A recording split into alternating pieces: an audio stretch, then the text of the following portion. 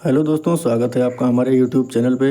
दोस्तों, सहारा से जुड़ी हुई हम बारीक से बारीक जानकारी आपको देते रहते हैं। दोस्तों, हम भी चाहते हैं कि जितने भी निवेशकों का सहारा में पैसा फंसा हुआ है उनका जल्द से जल्द उनका भुगतान किया जाए। दोस्तों, इसी क्रम में हम लगातार इसके हर एक अपडेट पे बने हुए हैं। दोस्तों, जैसा कि आप सभी को पता ही है कि सहारा में काफ़ी सारे निवेशकों ने अपना पैसा लगाया हुआ था। दोस्तों, किसी को बच्चे की पढ़ाई करने के लिए पैसा अपना लगाया था और कोई अपने परिवार के उज्जवल भविष्य के लिए इसमें पैसा निवेश किया था। पाई पाई इकट्ठा करके लोगों ने सहारा में पैसा लगाया और इस सहारा में लगाया दोस्तों कि आने वाले समय में हमें जो है इससे लाभ मिलेगा।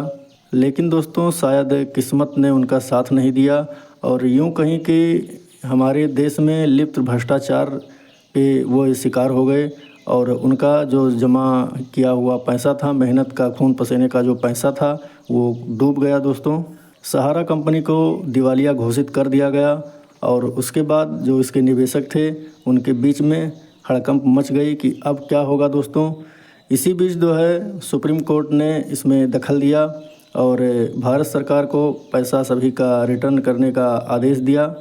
उसके बाद दोस्तों, सरकार ने एक पोर्टल बनाया जिसको आप सहारा सबमिशन पोर्टल के नाम से, रिफंड पोर्टल के नाम से जानते हैं। तो दोस्तों, लगभग जितने भी निवेशक थे सभी ने अपना जो है रिफंड पोर्टल पे ऑनलाइन रजिस्ट्रेशन करवाया। और दोस्तों, आज 2024 में हम ये बातें कर रहे हैं तो लगभग 1 साल से अधिक का समय हो गया है उसमें रिफ़ंड के लिए फ़ाइल करवाए हुए। लेकिन अगर देखा जाए तो भी 1% का भी पैसा वापस नहीं हुआ है। कुछ लोगों का पैसा वापस हुआ है लेकिन वो छोटे अमाउंट वालों का है दोस्तों, जैसे 2000, 4000, 6000 या एक आध 10 लोगों का 10,000 तक का भी पैसा वापस हुआ है। लेकिन दोस्तों, ये पर्याप्त नहीं है क्योंकि 100% में यदि आप 1% का पैसा वापस भी कर देते हैं तो उससे क्या होने वाला दोस्तों, बाकी 99% के पैसे नहीं है क्या। तो दोस्तों, इसी क्रम में हम आपको आगे बताने वाले हैं कि आपको क्या करना है। आपका पैसा ज़रूर रिटर्न होगा। कुछ प्रक्रिया बदली गई है जिसको आपको फॉलो करना पड़ेगा और उस आधार पे आपको काम करना पड़ेगा दोस्तों, तो निश्चित ही आपका पैसा रिफ़ंड होगा।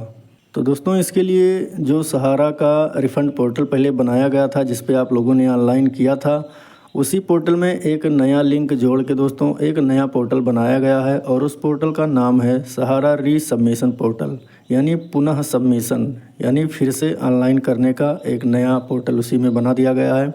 और दोस्तों, उसमें कहा गया है कि जो लोग पहले अपना ऑनलाइन करवाए थे पुराने पोर्टल पे, रिफ़ंड वाले पोर्टल पे, वो लोग इस नए पोर्टल पे आके फिर से सबमिशन अपना करें।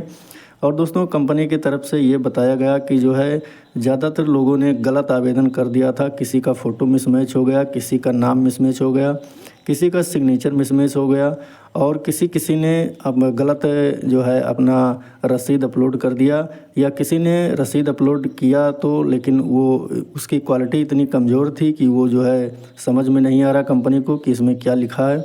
तो दोस्तों, इस वजह से भी बहुत सारे लोगों का फार्म रिजेक्ट हो गया और उनको एक मैसेज भेज दिया गया। उस मैसेज में बताया गया कि आपका फार्म रिजेक्ट कर दिया गया है, आप रीसबमिशन करिए।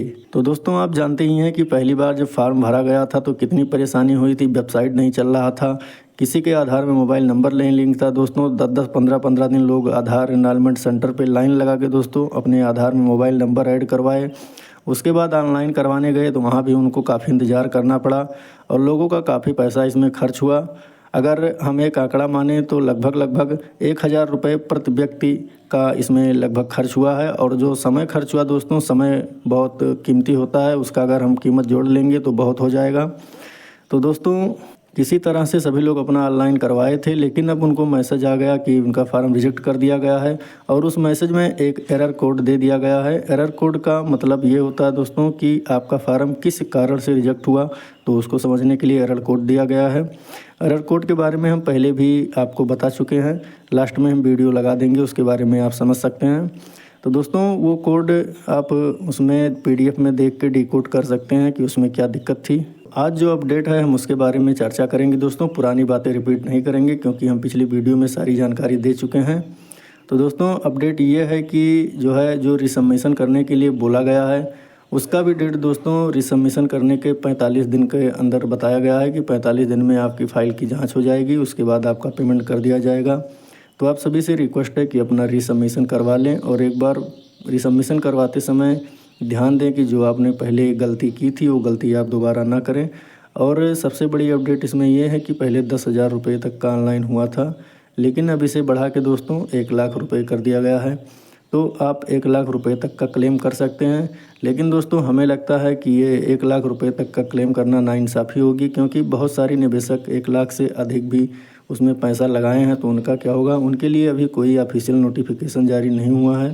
तो दोस्तों हमारा सरकार से यही कहना है कि उनके लिए भी कोई विकल्प तलाशा जाए। और हम तो ये कहेंगे दोस्तों कि ऑनलाइन पोर्टल ना बना के एजेंट के माध्यम से पैसा रिफ़ंड किया जाए, क्योंकि दोस्तों जो निवेशक है वो ग्रामीण का निवेशक ज़्यादा है और वो ऑनलाइन पोर्टल के बारे में कुछ नहीं जानता। केवल सिर्फ़ और सिर्फ उसको परेशान किया जा रहा है। वो अपने एजेंट को भली भांति जानता है, पहचानता है। तो दोस्तों सहारा को ये चाहिए, सरकार को ये चाहिए कि अपने एजेंट के माध्यम से ही पैसे का रिफ़ंड करवाया जाए, जिसमें आसानी होगी। तो दोस्तों आपको क्या लगता है कमेंट में ज़रूर बताएं। क्या आपको लगता है कि सरकार ने जो रिफ़ंड पोर्टल बनाया है वो सही है, या आप हमारे राय से सहमत हैं कि एजेंट के माध्यम से रिफ़ंड करवाया जाए? कमेंट करके ज़रूर बताइएगा दोस्तों। और सहारा से जुड़ी हुई सारी जानकारी हम समय समय से आपको देते रहते हैं, तो इसलिए हमारे चैनल को सब्सक्राइब करना बिल्कुल भी ना भूलें। और इस वीडियो से यदि आपको कोई जानकारी मिली हो तो वीडियो को लाइक करें और चैनल को सब्सक्राइब करें। धन्यवाद।